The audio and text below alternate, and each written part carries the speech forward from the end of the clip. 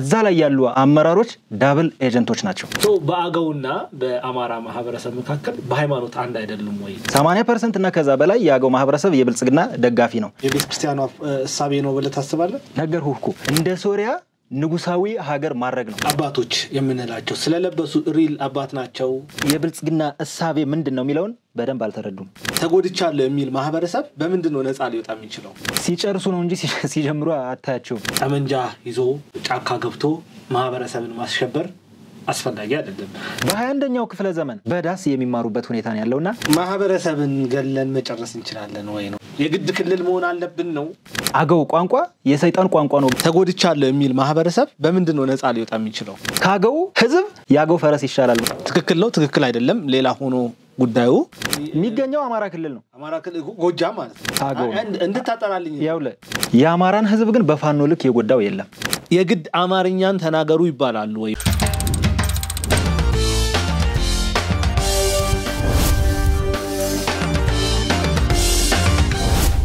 በካሬ 81,000 ብር ብቻ በሜክሲኮ አፍሪካ ህብረት አጠገብ በሚገኘው ሳይታችን አባይ ሆምስ ይዞላችሁ ቀርበዋል። ባለ 1 መኝታ በ631,000 ብር፣ ባለ 2 መኝታ በ1 ሚሊዮን ብር፣ ባለ 3 መኝታ በ1.2 ሚሊዮን ብር በ10% ቅድመ ክፍያ ከፍለው ቀሪውን በረጅም ጊዜ ያከፋፈል እንዲሁም የንግድ ሱቆችን ከ3 ሚሊዮን ብር ጠቅላላ ክፍያ ጀምሮ አቅርበንላችኋል። ልብ ይበሉ፣ ይህን ቪዲዮ አይተው ለሚመጡ 10 ደንበኞች ብቻ የዚህ ታላቅ ቅናሽ ተጠቃሚ ይሆናሉ። ለበለጠ መረጃ ይደውሉ። አባይ ሆምስ ሰላም ውድ ተመልካቾቻችን ይህ ማል ሚዲያ ጅማት ፕሮግራም ነው በዛሬ ፕሮግራሜ ላይ አንድ ውድ እንግዳ ይዤላችሁ ቀርብ ያለው ከዚህ እንግዳይ ጋር የምናደርገውን ቆይታ የምትወዱት ይሆናል ብዬ ተስፋ አደርጋለሁ እንግዳይ ራሱን ያስተዋውቅና ቀጥታ ወደ ፕሮግራማችን የምናልፍ ይሆናል ባኮትን እንግዲህ ለተመልካቾቼ አመሰግናለሁ ጋዜጠኛ ብራኑ ሽቱና ጋዜጠኛ ብራኑ እንግዲህ በሚኖረን ቆይታ ላይ አንድ ጥያቄዎችን ያነሳን እንቆያለን እንደው ለመጀመሪያ ግን የብልጽግና መንግስት እንዴት ተገልጿል ከ2010 ወዲህ የለውጡ መንግስት ከመጣ በኋላ ብልጽግና የሚባል አንድ ትልቅ ድርጅት አቋቁመው የብልጽግናው መንግስት ደግሞ ብዙ ለውጦችን ያስመለከተን ያያየን ገኛለን ማለት ነው ብልጽግና መንግስት ምንጩ ስታየው ሀገርን መምራት የሚችል ሀገርን ወደፊት ማራመድ የሚችል ሀገርን ማሳደግ የሚችል ትልቅ ድርጅት ነው ብልጽግና ማለት ይሄንንም እያደረገ እየተመለከትን ነው ያለነው አባይ መነሻው ምንጭ ነው ከምንጭ ተነስቶ ወደ ታች እየሄደ ሲል ባህር ይሆናል ይሄ ማለት ብልጽግና ከፌደራል ላይ ያለው በጣም አሪፍ ሀገሪቱን ማሳደግ የሚችል ሀገሪቱን ወደ ሌላ ዓለም መቀላቀል የሚችል መሆኑን እየተመለከትን እንገኛለን ነገር ግን ብልጽግና መንግስት ታች ያለውን ማዋቀር በደንብ ማየት አለበት የሞላው ውሃ ሰው ከገባ እንደሚበላው ሁሉ ከታች ያሉ አመራሮች እንደ አገው ብሔረሰብ አስተዳደር ዞኖች እዛ ላይ ያሉ አመራሮች ዳብል ኤጀንቶች ናቸው ምን ማለት ነው ዳብል ኤጀንት ማለት ቀን ላይ ብልጽግና ይመስላሉ ማታ ደግሞ አማራ ክልል የፋኖ የሚባል ቡድን አለ የነሱ ስራ አስፈጻሚ ናቸው ማለት እንችላለን ብዙ አመላካች ነገሮች ሁሉ ያሉበት መንገድ ነው ያለው እስቲ የተወሰኑትን አሁን የተወሰኑትን ልበል አማራ ክልል ከአንድ አመት በፊት ሪፎርም ተደርጓል የክልሉ ፕሬዝዳንት ዶክተር ይልቃል ከፋለ ወደዚህ የመጣው አቶ አረጋ ከበደ ናቸው አሁን እነሱ ከመጡ በኋላ የፋኖ አደገኛ ትግል ላይ ነበር ግን ከነዚህ የአገው ወይም ያዊ ብሔረሰብ አስተዳደር ዞን ኮሪደር ነበር የመከላከያ እንዲገባ ያደረገ እንዲሁም ሰላም አስከባሪዎችን አመቻችቶ ሰላም አስከባሪ ኃይል አደራጅቶ ክልሉን በሚገባ የታደገ ዞን ነበር ክልሉን ሰላም አድርገው የመሩትን የዞኑን አስተዳዳሪዎችን አሁን ባለው መሪ ተኩት ሌላ መሪ ማለት ነው ከዛ ይሄ መሪ መጣና ምንድነው ያደረገው ሰላም አስከባሪ የነበሩትን ሙሉ በሙሉ በታተናቸው ከበተናቸው በኋላ በአዊ ብሔረሰብ አስተዳደር ዞን ላይ በጣም ብዙ ወረዳዎች ወድመዋል ከተሞች በሳት የጋዩበት ሁኔታ ነው የተመለከተነው ማለት ነው አሁንም በተኩስ ነው ያለው እየተተኮሰ ነው ሁሌም ግጥሚያ ነው እየታገለ ያለው ማህበረሰቡ ነው ከፋኖ ጋር 80% እና ከዛ በላይ ያገው ማህበረሰብ የብልጽግና ደጋፊ ነው አሁን ባለፈው መከላከያ አስወጡ ከዞኑ ትናንትናም አገው ግምጃ ቤት የምትባል ከተማ ገቡ ከአዲስ ቅዳም ወይም ፋግታ ለኮማ ወረዳ ላይ ችጓል የሚባል ከተማ የገጠር ከተማ ገብተው ሙሉ የነጋዴውን ሱቅ ሞባይል ቤቶችን ሁሉ ዘርፈው ነው የሚሄዱት ፋኖ እውነት ለክልሉ ነጻነት የሚታገል ከሆነ አዊ ብሔረሰብ አስተዳደር ሲገባ ከተሞችን ያቃጥላል ሰውን በር ዘግቶ በክብሪት ቤቱን ያቃጥላል ቅማንቶች ላይ ያደረገውን በተግባር የታየበት ሁኔታ ነው ያለው አማራ ክልል አሁን ነፍኖት ሰላም ነቡሬ የተለያዩ ከተሞችን ሲሄድ ይዘርፋል ግን እዛ ላይ ሰው አይገልም አገውን ከምረገጽ ለማጥፋት እየተንቀሳቀሱ ነው ያለው አገውን አማራ የማድረግ ታላቅ የምስራች በ4 ሚሊዮን 400 ሺህ ብር በአጠቃላይ ክፍያ የቤት ባለቤት ሆኖ ሜሪት ፕሮፐርቲስ በሪል ስቴት ዘርፍ እንዲሁም በኮንስትራክሽን 2 ዓመታትን ያስቆጠረው ድርጅታችን አሁን ደግሞ ሰፊ ሙያዊ ክህሎት ተላብሶ የፖስቴንሽን ኮንስትራክሽን ቴክኖሎጂ ተጠቅሞ በውባ ፒያሳ ዘመናዊ መኖሪያ አፓርትመንት ቤቶችን በተመጣጣኝ ዋጋ አቅርበንሎታል። አራዳ ፓርክና ወዳጅነት ፓርክ ከፊትና በስተጀርባ ያደመቁት የውብ መንደራችን 2 ቤዝመንት ያለው እስከ 4ኛ ወለል ደረጃውን የጠበቀ ሞል እንዲሁም ባልተለመደ መልኩ 5ኛና 6ኛ ተጨማሪ መኪና ማቆሚያ ሆኖ ያገለግላል። ለደንበኞች ጥራትና ምቾት የሚተጋው ድርጅታችን ሜሪት ፕሮፐርቲ በዚህ መንደር መዋኛ ገንዳ፣ ጂምናዚየም፣ ደረጃውን የጠበቁ ሰፋፊ ሊፍቶች፣ ምቹና በቂ መኪና ማቆሚያ ቦታዎች፣ ዘመናዊ የደረቅ ቆሻሻ ማስወገጃ፣ አውቶማቲክ ጄኔሬተር የተገጠመለት የከርሰ ምድር ውሃና ለተለያዩ አገልግሎቶች የሚውሉ ሰገነት አካቷል። ከባለ 1 እስከ ባለ 3 መኝታ ቤቶችን በ10% ቅድመ ክፍያ ከ441 ሺህ ብር ጀምሮ የቤት ባለቤት ይሆኑ። እንዲሁም 70% ለሚከፍሉ ደንበኞቻችን 30% ልዩ የማስታወቂያ ቅናሽ ይዘንሎት መተናል። ታዲያ ይህ ቅናሽ የሚቆየው ለ10 ተከታታይ ቀናት ስለሆነ በ0941 44 7879 ላይ ይደውሉ። ለምንድን ነው ማለት አገው ላይ በተለየ መልኩ ተነሱበት ብለን ታስበዋል? ፋኖ መነሻ ሐሳቡ ፕላን ኤ እና ፕላን ቢ ሐሳብ አላቸው። ፕላን ኤ የሃይማኖትን ካባ ለብሰው 4 ኪሎን መቆጣጠር በትረ መንግስቱን መያዝና እንደ ሶሪያ ንጉሳዊ ሀገር ማድረግ ነው። ይሄንን ለማድረግም የትጥቅ ትግል ገቡ። ክልሉ ራሱ አማራ ክልል ተብሎ መጠራቱ ስህተት ነው። ምክንያቱም በአማራ ክልል ውስጥ አርጎባ አለ፣ ወይጦ አለ፣ ቅማንት አለ፣ ሽናሻ አለ፣ አገው አለ። 6 እና 7 ብሔር ብሔረሰቦች ያሉበት ክልል ነው። ይሄንን ክልል አንድ እምነት ተከታይ፣ አንድ ቋንቋ ተናጋሪ፣ አንድ ማህበረሰብ መፍጠር ስለሚፈልጉ ነው እዛ ላይ ጫና ያደረጉት ከአገው ማህበረሰብ ላይ ማለት ነው። ከዛ በኋላ ምንድነው ቀጣዩ ዓላማቸው ብለህ ስታስብ ደግሞ በአማራ ስም የምትጠራ ሀገር መመስረት ነው። ይሄንን ለማድረግ ምንድነው ያደረጉት? መጀመሪያ አገውን መያዝ አለብን ነው። አገውን አማራ ማድረግ አለብን። አገውን አማራ ካደረጉ በኋላ ደግሞ ወደ መተከል ይሄዳሉ። መተከልን ከያዙ በኋላ አባይ ግድብም እዛው ነው ያለው መተከል ላይ። ከዛ ሱዳን ጋር ድንበር ይሆናሉ ማለት ነው። ሱዳን ጋር ድንበር ሲሆኑ ደግሞ አሁን እንደፈለገች የምትዘውራቸው ግብጽ የምትባል የኢትዮጵያ ጥንታዊ ባላንጋራ አለች። እሷ ጋር ሆነው ያቺን አማራ የምትባል ሀገር ገንጥሎ መሄድ ስለሚፈልጉ መጀመሪያ ክልሉን አንድ ቋንቋ ተናጋሪ ማድረግ ስለሚፈልጉ ባንድ ስም እንዲጠራ ማድረግ ስለሚፈልጉ ነው ማለት ነው። ለምሳሌ የአገው ማህበረሰብ እንደ ሃይማኖት የሚከተለው አብዛኛው ኦርቶዶክስ ሃይማኖትን ነው አብዛኛው ማለት ነው። በአገውና በአማራ ማህበረሰብ መካከል በሃይማኖት አንድ አይደሉም ወይ? የቋንቋና የባህል ልዩነት ሊኖር ይችላል? ጥሩ ጥያቄ ነው። አሁን በፋኖ ውስጥ ብዙ ቄሶች አሉ፣ ብዙ መነኮሳት አሉ። ቤተክርስቲያን ገዳምን የሚያስተዳድሩ ብዙ መነኮሳት አሉ በፋኖ ውስጥ ማለት ነው። ሃይማኖት የለውም። አገው ሰልቦ ነው የሚያገባ ይላሉ። የአገው ማህበረሰብ በዳይቨርሲቲ ነው የሚያምነው ባይዘው። አሁን እኛ አገዎች 4 አይነት ቋንቋ እናወራለን። የጎጃሙ አውንግ የሚባል ቋንቋ እናወራለን። የላስታ አገው ደግሞ ህምጣኛ የሚባል ቋንቋ አለ። ቅማንት ቅማንተኛ ያወራል። ብሌን ደግሞ ኤርትራ ውስጥ ብሌንኛ የሚያወሩ አሉ። እነዚህ አገዎች ናቸው። መልቲ ላንጉዌጅ እና ባለ ብዙ ሃይማኖቶች ነን እኛ። አገው ቋንቋ የሰይጣን ቋንቋ ነው ብለው ቤተክርስቲያን ላይ የሚያስተምሩ አባቶች አሉ። የኛ እናትና አባቶቻችን በገጠሩ አካባቢ የሚኖሩ አማርኛ አይሰሙም። ይሄ የፋኖ ሐሳቤ ነው እንጂ የቤተክርስቲያኑ ሐሳቤ ነው ብለህ ታስባለህ? ነገርኩህ እኮ ፋኖ ኦርቶዶክስ እምነት ተከታይ ነኝ ቢልም አማኝ አይደለም። ሃይማኖት አለኝ ይላል እንጂ አማኝ አይደለም። ከደረታቸው ትልቅ መስቀል አንጠልጥለው በትክሻቸው ጠበንጃ ይዘው ነው የሚሄዱት። ይሄ ጠበንጃ ምንድነው? ሰው ላይ የሚተኩሱበት ነው፣ ሰው የሚገሉበት ነው። ገብተዋል አይደል? እና ፋኖ ዓላማው ይሄ ነው። ያችን ቤተክርስቲያን ተጠቅሞ ያችን የቤተክርስቲያንን ካባ ለብሶ የሚፈልገውን ነገር ማሳካት ነው የሚፈልገው እሱ እንጂ ይሄ የቤተክርስቲያኒቱ ሐሳቤ አይደለም። የቤተክርስቲያኑ ሐሳቤ አይደለም። የፋኖ ሐሳቤ ግን አማኝን ማህበረሰብ አማኝን ህብረተሰብ በቤተክርስቲያን ቄሶችን ሞነክሴዎችን ተጠቅመው የሚፈልጉትን ዓላማ ማሳካት ነው። እነዚህ አባቶች የምንላቸው ስለለበሱ ሪል አባት ናቸው ማለት የመነኩሴ ልብስ ስለለበሱ የካህን ልብስ ስለለበሱ ትክክለኛ እነዛ አባቶች ናቸው ወይ? አሁን ምሳሌ የአዊና የመተከል ሀገረ ስብከት ሊቀ ጳጳስ አሉ። አሁን ቻግኒ የሚባል ከተማ አገው ምድር ላይ ገብተው አያውቁም። ስራ ካቆሙ ኦሬዲ ዞኑ ላይ 5 ዓመት 6 ዓመት ሆናቸዋል። ለምን? ይህንን ያቆሙበት ምክንያት እንግዲህ ጳጳስ ናቸው የአዊና የመተከል ሀገረ ስብከት። እኒህ አባት በቤተክርስቲያን ላይ ቆመው ካገው ህዝብ ያገው ፈረስ ይሻላል ብለው የተናገሩ ናቸው። ቤተክርስቲያን ላይ ህዝቡ ካለበት ማለት ነው። ስለዚህ አሁንም ቢሆን ከዚህ በቤተክርስቲያን ካባ እየደረሰብን ያለውን ግፍና የበግ ለምድ የለበሱ የብልጽግና አመራሮች አሉ እነሱን አሁንም ሊፈትሽልን ይገባል ያገው ማህበረሰብ አሁንም ቢሆን የፌደራል መንግስት ነው እየተጠበቀ ያለው 3 ብሔረሰብ አስተዳደር ዞኖች አሉ በአማራ ክልል ማለት ነው ያዊ ብሔረሰብ አስተዳደር ዞን የዋግኽምራ ብሔረሰብ አስተዳደር ዞንና የኦሮሚያ ብሔረሰብ አስተዳደር ዞኖች አሉ እነዚህን ብሔረሰብ አስተዳደር ዞኖችን ግን የፌደራል መንግስት ልዩ ጥበቃ ሊያደርግላቸው ይገባል እሱም አማራ ነው ሲል አማራ ነው አከብርለታለሁ ስለዚህ እኛ አንጠፋም ነው ያልን ያለነው ስለዚህ እንዳንጠፋ ደግሞ የፌደራሉ መንግስት ልዩ ጥበቃ ማድረግ አለበት ሊደርስልን ይገባል ነው መልክቴ የትጥቅ ትግል እንግዲህ ኢትዮጵያ ውስጥ ላለፉት በርካታ ዓመታት ሲደረግ ቆይቷል ዛሬ የተጀመረ አይደለም ግን በትጥቅ ትግል ኢትዮጵያ አሁን ባለችበት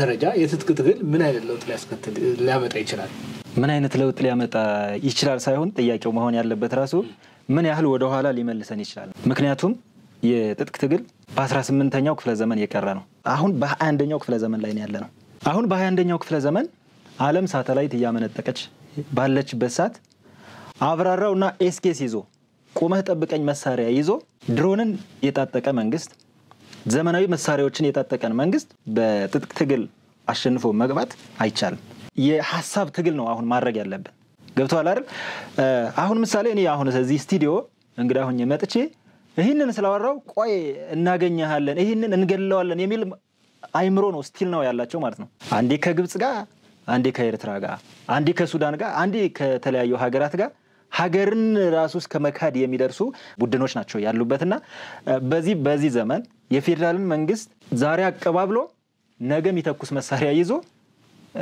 በትጥቅ ትግል የፌደራልን መንግስት ማሸነፍ አይቻልም በጣም ሀገሪቱንም ወደ ኋላ ነው የሚጎትታት ራሳቸውንም በደንብ ነው የሚጎዱት አሁን ፋኖ የአማራን ህዝብ ነፃ ወጣለሁ ብሎ ነው የአማራን ህዝብ ግን በፋኖ ልክ የጎዳው የለም በኑሮ ውድነት የአማራ ህዝብ ተመቷል ምክንያቱም መንገድ ይዘጋሉ በወሊድ ምክንያት እናት ሞታለች አምቡላንስ በሳቱ ሆስፒታል አያደርሳትም በሳቱ እርሻ አያርስም ትምህርት ቤት ይዘጋል ትምህርት ቤትን የወታደራዊ ማሰልጠኛ ካምፕ ያረጋል በዚህ በ21ኛው ክፍለ ዘመን ወንድሞቹ እንዳይማሩ እህቶቹ እንዳይማሩ ልጆች ትምህርት ቤት እንዳይውሉ ልጆችን የ5 ዓመት የ6 ዓመት ህፃን መሳሪያ እንዲ ነው የሚቀባበል ብሎ የሚያስተምር ማህበረሰብ በዚህ 21ኛው ክፍለ ዘመን የትጥቅ ትግል የትም አይደርስም እዚህ ስለ ፋኖን ብቻ አይደለም ባይዘው ሸኔም በለው ህዋሃትም በለው እንዳልሁ ሌላው ቡድንም በትጥቅ ትግል የሚያምን የትም አይደርስም የሚያዋጣውና የሚያዋጣው በጠረጴዛ ዙሪያ ቁጭ ብሎ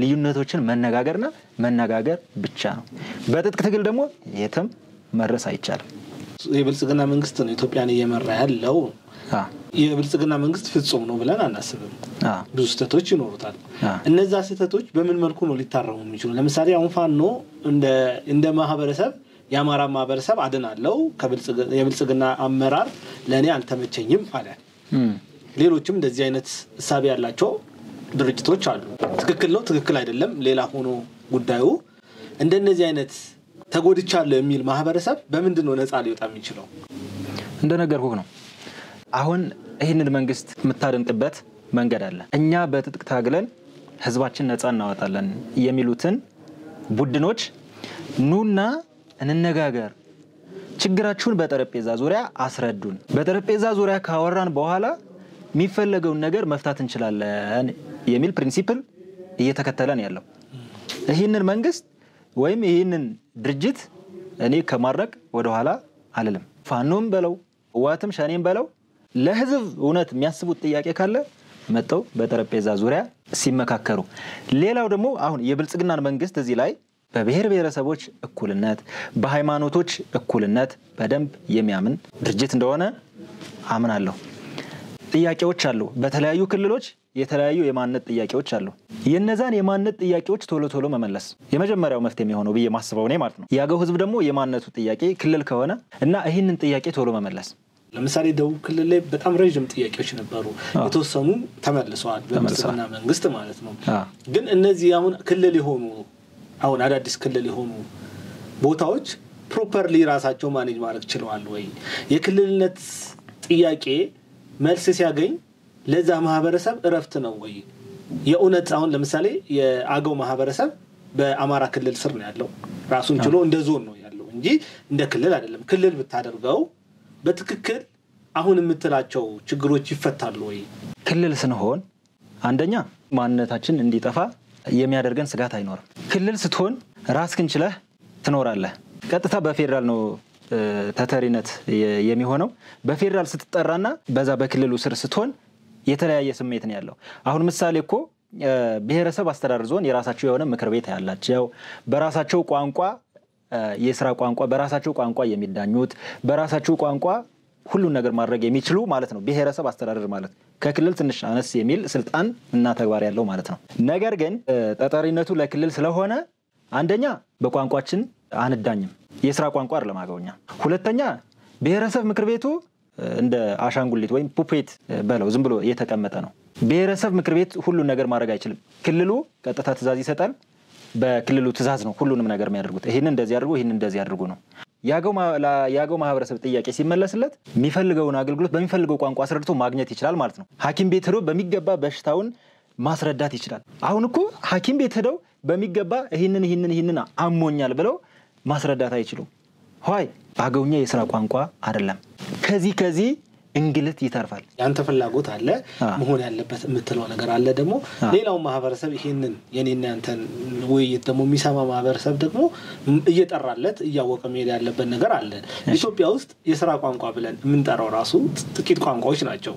አሁን በአገውኛ ማለት ይሄ የእናት ቋንቋ የምንለው ለአገው ማህበረሰብ አገውኛ ነው። በዛ ቋንቋ ትምህርት እየተሰጠ አይደለም ወይ? አሁን ላይ የአገው ብሔረሰብ ዞን ላይ ይሄ እየተደረገ አይደለም ወይ?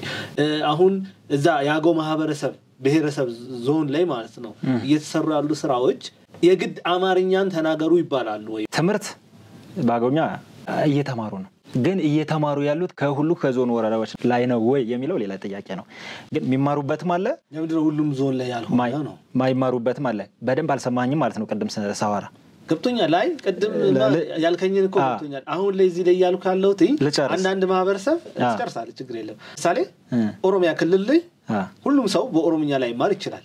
አዎ ይሄ የዛ ክልል ላይ ያለው ነዋሪ ምርጫ ነው። ኦሮምኛ እንደ ሥራ ቋንቋ ነው። አሁን አዳማ ብትሄድ በኦሮምኛ የሥራ ቋንቋ ነው፣ ልትግባባበት ትችላለህ። ግን የኦሮሞ ክልል ሆኖ አዳማ በአማርኛ ትምህርት የሚሰጥባቸው ቦታዎች አሉ። ልክ ነህ እኮ። ይሄ የማህበረሰቡ ምርጫ አይደለም ወይ? ኦሬዲ አገው ማህበረሰብ ላይ በአገውኛ ትምህርት እየተሰጠ ከሆነ ሌላ ቦታ ደግሞ የማይሰጥ ከሆነ መንግስት እንዳይሰጥ ብሎ ነው ወይ ያ ነገር እየሆነ ያለው ነው የጥያቄ። ግን ትምህርት በአገውኛ ይሰጣልም አይሰጥምም። ያው ይሰጣልም አይሰጥምም ስለ ከአንዳንድ ትምህርት ቤቶች ይሰጣል፣ ከአንዳንድ ትምህርት ቤቶች አይሰጥም። በአገውኛ የተማሩ አሉ። አገው ማህበረሰብ ውስጥ ይሄንን ሐሳብ ብልጽግና ላይ ተጽዕኖ ማድረስ የሚችል ፓርቲ የለም ወይ? እንደ ፓርቲ ማለት ነው። ከዞኑ ነው ከዞኑ። አዎ መልካም። ፓርቲ አመራር ሆነ ለሰከንድ ዛዊ ዞን ከሄድክ ወይ ትገደላለህ ወይ ትታሰራለህ። አዊ ዞን የሚኖረው የአዊ ማህበረሰብ አይደለም አብዛኛው የአዊ ማህበረሰብ ነው። ማን ነው ገዳዩ ማለት ነው? አልተረዳኸኝም አሁንም ማለት ነው። በደንብ ገዳዩ ያውልህ ልክ ነህ። አዎ ጥያቄ እዛው ውስጥ እየኖረ ያለው የአዊ ማህበረሰብ እስከሆነ ድረስ እነዛ ሰዎች ለአዊ ማህበረሰብ እስከታገሉ ድረስ የሚገላቸው ማን ነው? አሁን ዞኑ ላይ ያሉ አመራሮች የብልጽግናን ማኒፌስቶ ያልተረዱ ናቸው። የብልጽግና እሳቤ ምንድነው የሚለውን በደንብ አልተረዱም። የወያኔ አስተሳሰብ የብአዴን አስተሳሰብ ያላቸው አመራሮች ናቸው አሁንም ያሉ። የፋኖ ትግል ዓላማው ምንድነው? በእርግጥ መነሻውን ቅድም የተወሰነ ነገር ብለኸኛል። በደንብ እሱ ላይ ተጨማሪ የምጨምረው ነገር ካለ እሱ ላይ ምድልስትና የአማራ ክልል መንግስት አመራሮችም ከፋኖ ጋር አሁን ድርድር ወደ ማድረግ እየመጡ ነው። ይሄ በአንድ በኩል ሲታይ መልካም ነው እንደ ሀገር ማለት ነው። ጠመንጃ ይዞ ጫካ ገብቶ ማህበረሰብን ማስሸበር አስፈላጊ አይደለም። ለአማራ ማህበረሰብም እረፍት ይሰጣል።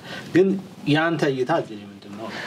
ጦርነት የሚባል ነገር እንዲኖር ከማይፈልጉ ግለሰቦች መካከል አንዱ ነኝ።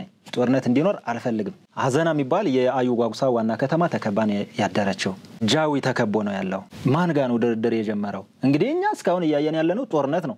ትናንትናም ነበረ፣ ዛሬ ማታም ነበረ፣ ትናንት ወዲያም ጦርነት ነበረ። ምናልባት አሁን እዚህ ነው ያለውት ይኑር አይኑር አላወቅኩም። ጦርነት ላይ ነው አሁንም ዙሪያውን ያለው እንደ ዞኑ ራሱ ማለት ነው። ድርድርን በተመለከተ እዚህ ላይ ማለት ግልጽ መሆን ስላለበት ማለት ነው። ለምሳሌ ወደ ውጭ ወጣ እናርገውና ማለት ነው። እሺ ፑቲን እና ዘለንስኪ እኮ እየተደራደሩ ጦርነት ግን ይቀጥላል። ሜቢ የአማራ መንግስትና ፋኖ ከጀርባ እየተደራደሩ ይሄ አይነት ነገር ይሆነስ ከሆነ ምን ማስረጃ አለን? ድርድር የለም ብሎ ለመደምደም ማለት ነው ሁለተኛስ ድርድር መደረጉ ጥቅም የለውም ወይ እንደኔ ጥቅም ስላለው ነው ያው ለሱን እኮ አሁን ድርድር አልጠላም ድርድር እንዲሆን አበክሬ እፈልጋለሁ እኔም እፈልጋለሁ ድርድር ሲሆን ጥሩ ነው ህዝቡ ሰላማዊ እንቅልፍ እንኳን ይተኛል ሰላማዊ እንቅልፍ መተኛት ከቆየ ቆይቷል ህዝቡ ማለት ነው ያ ህዝብ የክልል 3 ህዝብ ማለት ነው ምናልባት ድርድር እያደረጉ ከሆነ ጦርነቱ ከዚህ በፊት ከዛሬ 2 ሳምንት 3 ሳምንት በፊት የተቀዛቀዘ ነበር ጦርነት አልነበረም አሁን ግን ተጋግሏል ብሷል ስፔሻሊ አዊ ብሔረሰብ አስተዳደር ዞን ዙሪያው ላይ ብዙ አመራሮች ዳብል ኤጀንቶች ናቸው ብያለሁ ዳብል ኤጀንቶች ናቸው ስለ የብልጽግናን የበግ ለምድ የለበሱ ፋኖች ናቸው ብዙ አመራሮች ክልሉ ላይ ያሉት ማታ ፋኖ ናቸው ቀን ብልጽግና መስለው ቢሮ የብልጽግናን ወንበር ተረክበው ቁጭ ብለው ይውላሉ መረጃውን ማታ ለነሱ ይሰጣሉ በፈለጉት መንገድ መረጃም ያቀብሉ ናቸው ማህበረሰብን ገለን መጨረስ እንችላለን ወይ ነው ገለ ሳይሆን የምትጨርሰው አይዲዮሎጂ ነድፈህ ነው በዚህ አይዲዮሎጂ መሄድ አለብኝ በዚህኛው በነዛ በቤተክርስቲያን ቋንቋውን ትምህርት ቤት አለማስተማር የሥራ ቋንቋ አለማድረግ ነው ቅማንትኛ የሆነ ጊዜ የቅማንት ቋንቋ ሊጠፋ ተቃርቦ እንደነበረም አውቃ ነበር ግን በኋላ ላይ የተለያዩ ስራዎች ተሰርተው አሁን ላይ በትምህርት ደረጃ ራሱ ይሰጣል ቅማንትኛ ማለት ነው ያገው ማህበረሰብም ልክ እንደዚህ አሁን ራሱን አድራጅቶ ትልቅ ሆኗል ከዚህ በላይ ምንድነው ፍላጎት ነው የግድ ክልል መሆን አለብን ነው አገው ብሔራዊ ክልላዊ መንግስት ላይ መኖር ነው አማራ ብሔራዊ ክልላዊ መንግስት ላይ መኖር ነው ለኔ አሁን ስለዚህ 86 ክልል ያስፈልገን ነው መሆን አለበት ክልል እስካለ ድረስ ማንም ከማንም አይበልጥማ አይ ማንም ከማን ይበልጣል የሚል ሐሳብ የለኝም ማንንም ከማንም አያንስም 86ቱን ብሔረሰብ ክልል ከጠየቀ ለ86ቱን ብሔረሰብ መሰጠት አለበት ሆይ ፌደራል መንግስቱ አፎርድ ማድረግ በማይችልበት ሁኔታ ሀገር ተበታትናል ታልቃችንም ወይ ነው የኔ ጥያቄ አሜሪካ ስንት ስቴት አላት 55 ስቴቶች አሏት ግን አሜሪካን ያላትን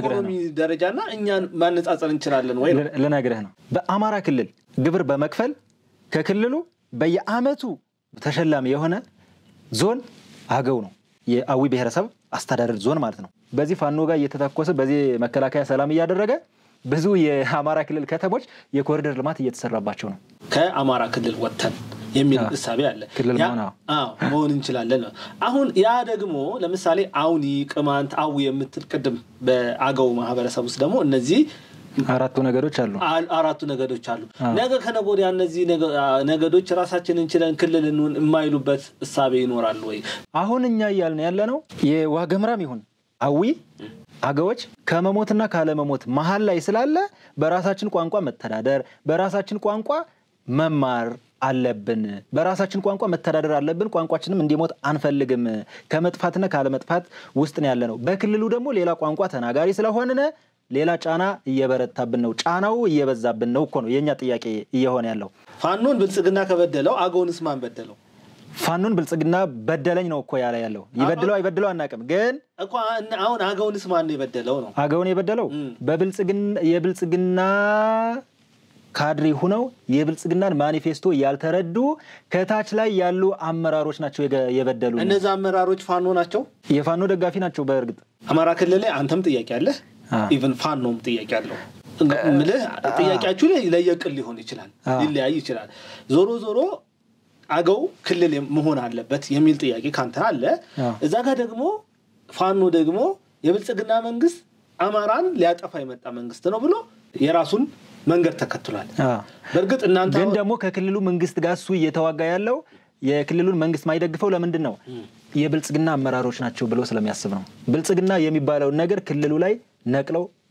ማስወጣት ስለሚፈልጉ ነው ኢቭን ከክልሉ ላይ ብቻ አይደለም ሀገሪቱ ላይ ራሱ ብልጽግና የሚባለውን መንግስት ማየት አይፈልጉም የፋኖ ሐሳብ ይሄ ነው ለዚህ መንግስት እንደ አገው ህዝብ ዋጋ የከፈለ የለም እንደ አገው ህዝብ ደግሞ የተበደለ የለም እንዲሰሩ እንጅባራ ጎጃም ውስጥ ነው አይደል የአገው ዋና ከተማ ነው የብሔረሰብ አስተዳደር ዞን ዋና ከተማ የሚገኘው አማራ ክልል ነው አማራ ክልል ጎጃም ማለት ነው አገው እንድታጠራልኝ ያውለ ጎጃም በድሮ አውራጃማ እኮ መተከልም የቤንሻንጉል ጉምዝ ላይም ጎጃም ይባል ነበር እሺ እንጅባራ አሁን በማን ስር ነው ያለው ያዊ ብሔረሰብ አስተዳደር ዞን ዋና ከተማ ናት ያልኩህ እኮ ነው የእንጅባራ የተፈቀደው በፌደራል አቪዬሽን ባለስልጣን የተፈቀደው የእንጅባራ አየር ማረፊያ እንዳይሰራ ለአንድ አመት ያክል ቆሟል የእንጅባራ ኤሌክትሪክ ሰብስቴሽን እዛ ላይ እንዲደረግ ጥያቄው ኢቭን መሰረተ ልማት ሁሉ እንዲጣል ከጫፍ የደረሰበት ምክንያት ነበር። እነዛ ልማቶችን የህዝቡን ጥያቄ ሲመልስ የነበረውን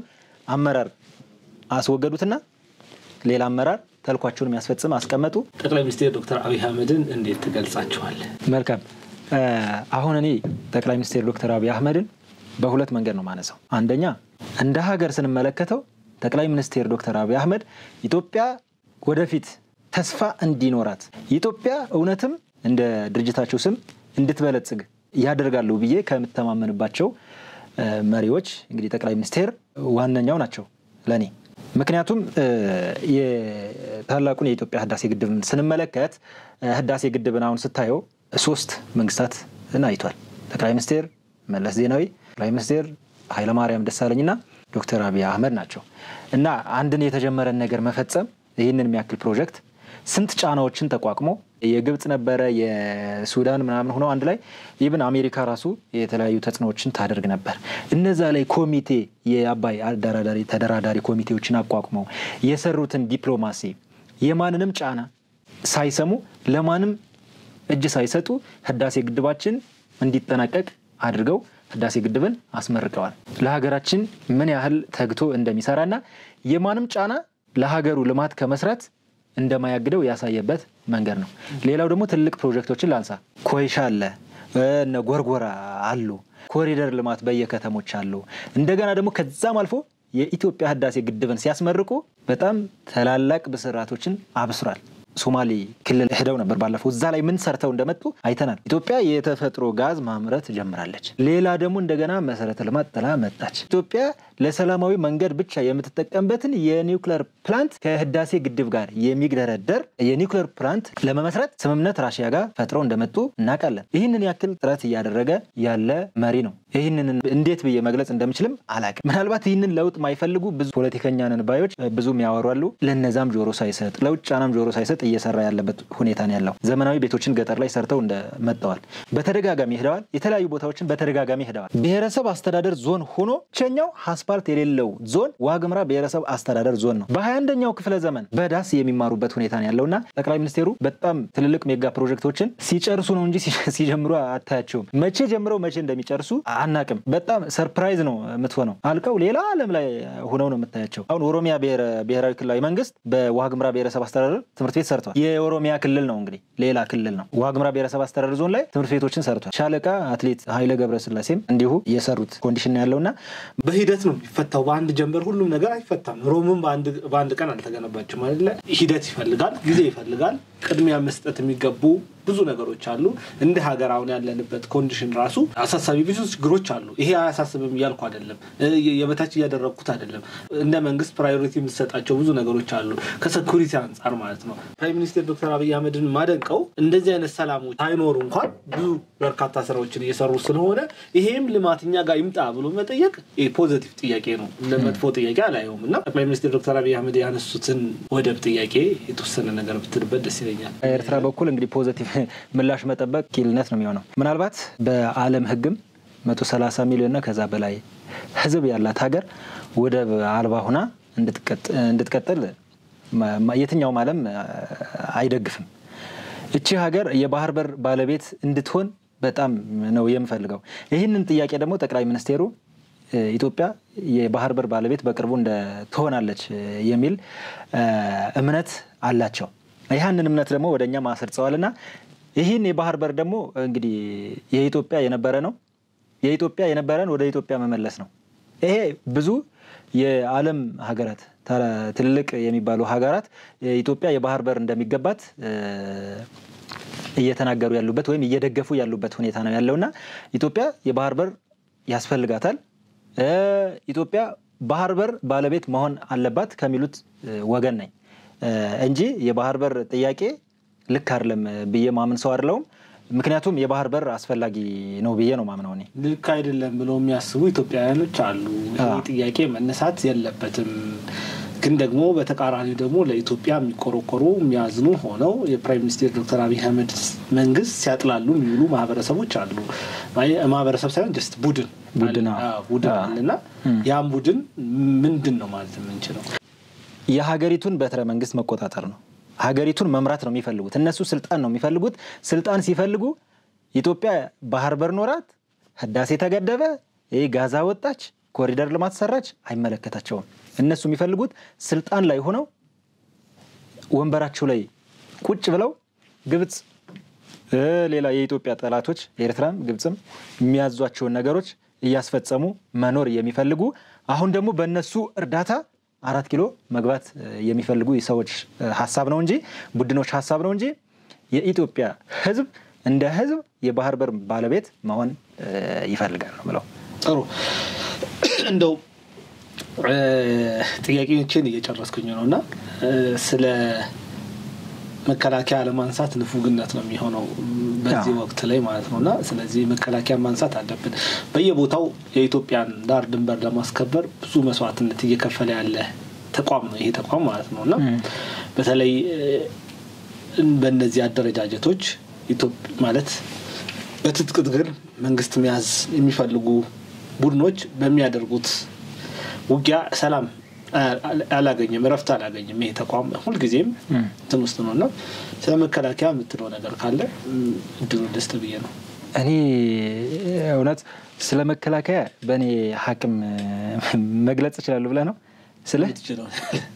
ስለመከላከያ በእኔ ሐቅም እኔ መግለጽ አልችልም እውነቱን ስነግርህ ምንድነው መከላከያ ማለት እየጣማው እየራበው በጫካ መሬት ላይ እየተኛ ለሀገሩ ውድ ህይወቱን ሳይሳስት ደሙን ያፈሰሰ አጥንቱ እየተከሰከሰ ሀገሪቱ ሰላም እንድትሆን ህዝቡ በሰላም ወጥቶ በሰላም እንዲገባ እየሰራ ያለ ተቋም ነውና እንደው ስለመከላከያ እኔ ብዙ ማለት አልችልም ምክንያቱም ስለዚህ ተቋም እኔ መግለጽ ያቅተኛል እውነቱን ስነግርህ አሁን አንተ በደንብ የምታከብረው በደንብ የምትወደውን ተቋምም ይሁን የሆነ የምትወደውን ሰው ራሱ ፊት ለፊት ቁጭ አድርገህ ውስጥህ ላይ ያለውን ስሜት በደንብ አውጥተህ ማስረዳት አትችልምና እኔ ስለመከላከያ እንዲ ነው ብዬ ዘርዝሬ መናገር ሁሉ ያቅተኛልና እንግዲህ ክብር ለነሱ ይሁን የመጨረሻ ጥያቄ ፋኖ እና ህዋት ከሻቢያ ጋር ያላቸው ግንኙነት እንዴት ታይዋል ለኢትዮጵያ ስጋት ምን ይመስላል ከነዚህ ከሶስቱ ቡድኖች እኔን በጣም የሚያስቀኝና ሁሌም እነሱን እንኳን ስትጠይቅ መልስ ማይሰጡበት የሁለቱ ቡድን ግንኙነት ነው ሁለቱ ቡድን ማለት የፋኖና የህዋት ማለት ነው አሁን የፋኖ ትግል በክልሉ ላይ አሁን ስትሄድ እነዚህ ብሔረሰብ ወያኔ ሰራሽ ብሔረሰብ አስተዳደር ዞኖችን እናፈርሳለን የሚል መፈክር አላቸው ወያኔ ሰራሽን ብሔረሰብ አስተዳደር ዞን ለማፍረስ እየታገለ ከወያኔ ጋር ሄዶ ቁርኝት መፍጠር ምንድነው ሚሊዮን ጥያቄ ስትጠይቃቸው ግን አይመልሱም ገብቷል አይደል ከዚህ በፊት ደግሞ ወያኔ የአማራ ህዝብ ጠላት ነው ወያኔ አማራን እየጨፈጨፈ ነው ወያኔ አማራን ጨርሷል ሲል የነበረ እንዲሁም በሰሜኑ ጦርነት ጊዜ ስትመለከተው በሰሜኑ ጦርነት ጊዜ ፋኖና የክልሉ ሁሉም ሚኒሻ ሁሉም የጸጥታ አካላት ከመከላከያ ጎን ሆነው ከወያኔ ጋር ወይም ከህወሓት ቡድን ጋር ሲዋጉ እንደነበር ሁላችንም እናውቀው ነታ ነው ያ ትናንትና ሲዋጋ የነበረ ትናንትና ገዳዬ ነው ሲል የነበረ እንደገና ደግሞ ምንድነው እነሱ አሁን የወሰዱት ወልቃይት እና ወልቃይት ያማራ እንጂ የትግሬ ሆኖ ያቀም ብሎ በወልቃይት ጉዳይ እንዲ ጠበንጃ ምላስ የተሳሳበ አሁን አንድ ላይ ሆኖ መታገል ምን ሚሉት ነው እውነት ትናንትና የህወሓት ወይም ወያኔ አማራን ሲገድል ከነበረ ይሄ አማራን ነፃ ወጣለሁ የሚል ቡድን ሄዶ ህወሓት ጋር መሰብሰቡ ህወሓት ጋር ቁርኝት መፍጠሩ ህወሓት ጋር አንድ መሆኑ ምንድነው ብለ ስታስብ ይህ ፋኖ ምን ያህል ህዝቡን እየጎዳ እንዳለ ምን ያህል ያማራን ህዝብ ራሱ ምን ያህል እንደካደው የምታየው ነው ሀገሪቱን አንዴ ያው ክዷል ያማራን ህዝብ ራሱ ክዷል ማለት ነው ያማራን ህዝብ ክዶ ከወያኔ ጋር ሄዶ ቁርኝት መፍጠሩ እንዲሁም ወደ ሻቢያ ጋር ስትወስደው ደግሞ የባህር በር ጥያቄ ሲጠየቅ ሻቢያ ለኢትዮጵያ ዝም አትልም ከዛ ዝም ከማለት ውስጥ ላይ ያሉትን አጣምራ በመትችለው ሁሉ መደገፍ በመትችለው መሳሪያ ምን በምንም ደግፋ የባህር በር ባለቤት እንዳትሆን ኢትዮጵያ የባህር በር ባለቤት እንዳትሆን አበክራ እየሰራች ነው ማለት ነው። በእነዛ ደግሞ ጥምረት ፈጥረዋል።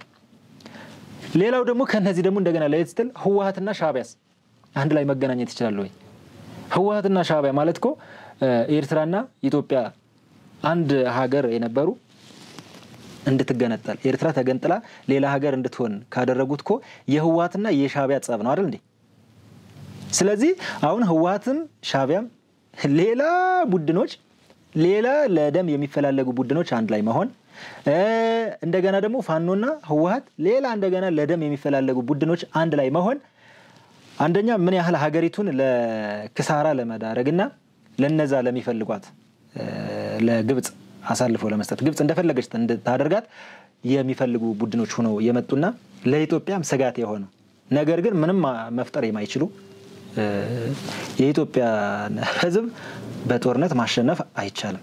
አሁን እነዚህ ከኢትዮጵያ አሁን ከብልጽግና ጋር ለምኮ እየተዋጉ ያሉት ከህዝቡ ጋር ነው። ህዝቡ ጋር የህዝቡን ፍላጎት የባህር በር ባለቤት እንዳይሆን አበክረው እየሰሩ እኮ ነው እነዚህ ቡድኖች ከታሪካዊ ጠላት ሻዕቢያ ጋር ሆነው ማለት ነው። እና ሻዕቢያ ጋር ወያኔ እንደሆነ ህወሓት ሻዕቢያ ጋር እንደሆነ ፋኖ ከወያኔ ጋር እንደሆነ ስንል በጣም ጅልነትም ጭምር ነው ለሁለቱምና ሌላው ደግሞ ያው ህዝቡን መካድ ነው የአማራን ህዝብ መካድ ነው ለፋኖና ይሄ ነው ምለው እዚህ ላይ ጥሩ ምናልባት እኔ በሌላ ወይ ማየት እንፈልገው ነገር ስላለ ምትለውና ምጨምርበት ካለ የፋኖና የህወሓትና የሻዕቢያን ጥምረት ስናየው እነዚህ በኬሚስትሪ እንኳን ሊዋሃዱ የማይችሉ ዘይትና ውሃ የሆኑ ቡድኖች ናቸው።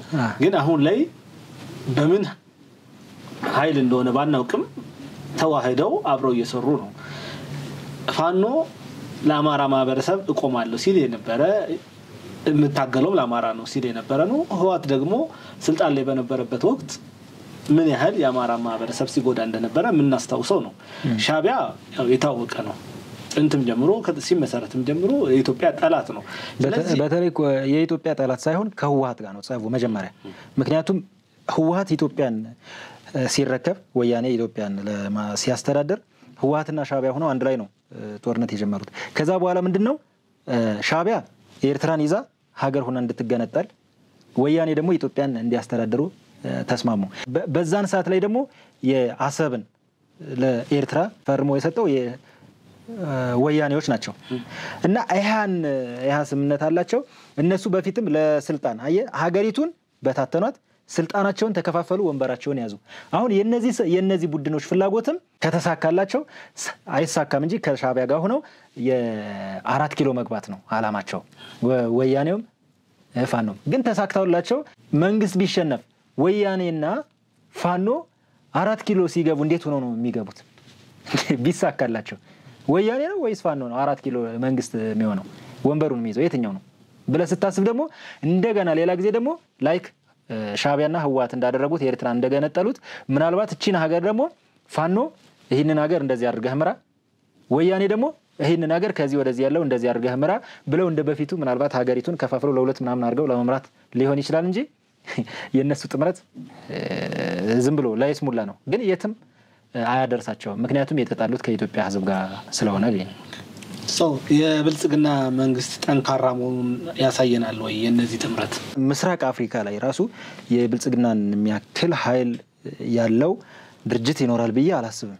ድሮኖች ያሉት ታንኮችን የታጠቀ ህዝቡ ጋር አብሮ የሆነ የህዝብ የሆነ መንግስት አይደለም ለነዚህ ቡድኖች ለሌሎችም ጠንካራ እንደሆነ አሳይቶናል።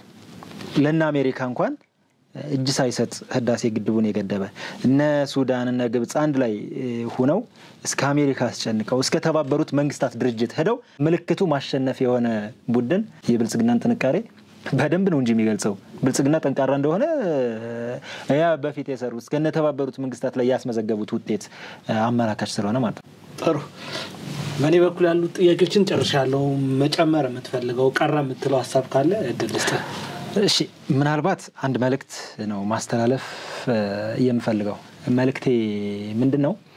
በዚህ በ21ኛው ክፍለ ዘመን ጠበንጃ ይዘን ወደ ጫካ እየወጣን ህዝባችን ላይ እየተኮስን ያለን ህዝቡን የኑሮ ጫና ውስጥ እየከተተን ያለን ልጆች እንዳይማሩ እያደረግን ያለን ማህበረሰቦች ወይም ቡድኖች ጥያቄያችሁን በጠረጴዛ ዙሪያ እንድታደርጉና በጠረጴዛ ዙሪያ በንግግር ነገሮችን መፍታት ብንችል የሚል መልእክት ነው የማስተላልፈው።